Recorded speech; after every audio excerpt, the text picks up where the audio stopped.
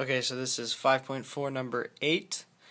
It says suppose that negative pi over 2 is less than theta and theta is less than 0. So, and cosine equals 1 over 5. So the first thing we're going to do, since theta needs to lie between those two, that means that it has to be in the fourth quadrant. So it has to be somewhere in here. Okay, and then since cosine is 1/5, there is the rule that cosine of theta squared plus sine of theta squared equals 1. So we just plug that in. So we do 1/5 squared plus sine of theta squared equals 1.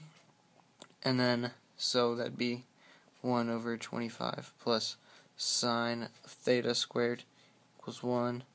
Subtract the 1 with the 25.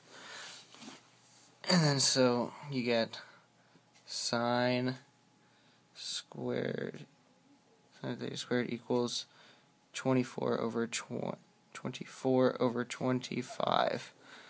Okay, and then you square root both sides, plus or minus. So sine theta squared equals plus or minus square root, it equals not 24. Square root of 24 over square root of 25 comes out to be 2 over square root of 6 over 5. Okay, and then so since you have to choose between the plus or minus. Well, in this section right here in the fourth quadrant, all of the y values are negative, and since the sign goes with the y value, that means that we're gonna get rid of the positive, and so it has to be the negative that goes there. Okay, so sine of theta equals negative 2 square root 6 over 5. Okay, and then to get tangent of theta, you just plug in, since tangent of theta is just sine of theta over cosine theta, you just plug in those two. So you do negative 2 square root 6 over 5 over 1/5.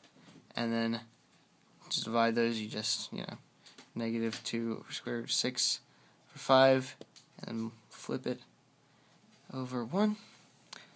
So 2 square root 6 over 5 times 5 over 1 equals negative 10 square root 6 over 5. Those cancel out right there. So then you end up getting negative 2 square root of 6. Okay, so tangent of theta equals negative 2 square root 6. Alright? And that is the answer.